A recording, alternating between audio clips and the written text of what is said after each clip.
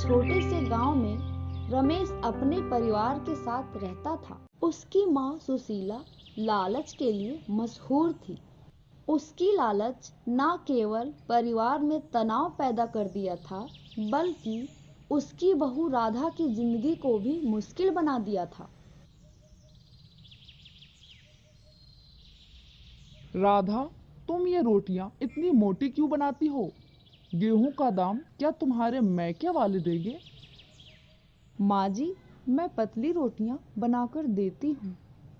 रमेश दरवाजे से ये सब चुपचाप देखता है, पर कुछ कह नहीं पाता। सुशीला एक बाबा के पास जाती है। बाबा बोलते हैं, माँ, तुम्हारे जीवन में कुछ बड़ा होने वाला है। अगर तुमने अपना स्वभाव नहीं बदला तो इसका अंजाम बुरा हो सकता है। सुशीला हंसते हुए बोली, अरे बाबा, मेरे लिए तो सब अच्छा है। आप अपनी चिंता कीजिए। बाबा मुस्कुराते हुए चुपचाप रहते हैं। सुशीला मेले से सामान खरीदने चली जाती है।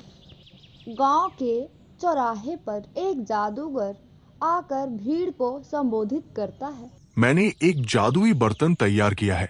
ये बर्तन उन लोगों को धन और खुशियां देगा जो दूसरों की भलाई करेंगे और लालच से दूर रहेंगे। सुशीला भीड़ में खड़ी होती है।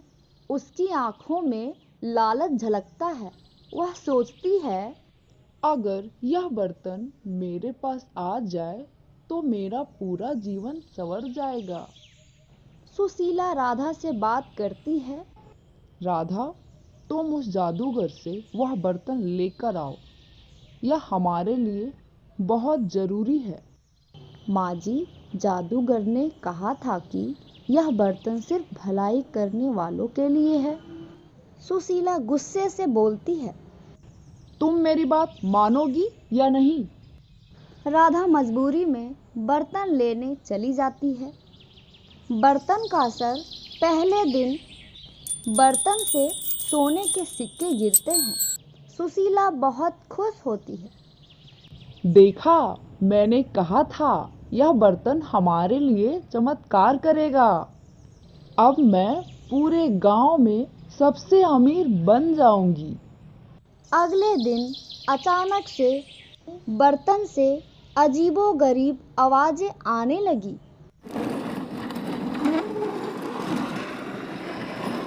बर्तन से कीड़े मकोड़े गिरने लगते हैं। सुशीला घबरा जाती है। यह क्या हो रहा है? यह बर्तन तो हमारे लिए मुसीबत बन गया।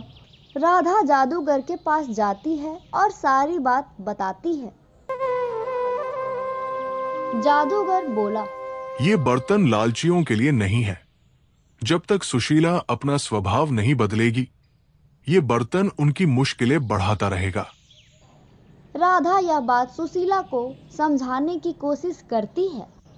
माँ जी, यह सब आपके लालच की वजह से हो रहा है। अगर आप दूसरों की मदद करेंगी और लालच छोड़ देंगी तो सब ठीक हो जाएगा। सुशीला धीरे धीरे दूसरों की मदद करना शुरू करती है। वह गांव के गरीबों को खाना देती है और राधा के साथ घर के कामों में हाथ बटाने लगती है। जादुई बर्तन से अब फिर से सिक्के गिरने लगते हैं। सुशीला कहती है, अब मैंने समझ लिया है कि लालच करने से कुछ नहीं मिलता। असली खुशी दूसरों की भलाई करने में है। सुशीला ने अपने लालच को छोड़कर दूसरों की मदद करना शुरू कर दिया और उनका परिवार फिर से खुशहाल हो गया। इस कहानी से हमें यह सीख मिलती है कि लालच बुरी बला है। अगर आपको ये कहानी अच्छी लगी हो तो प्लीज़ लाइक करें और कमेंट करें और हमारे इस चैनल को सब्सक्राइब जरूर करें। धन्यवाद।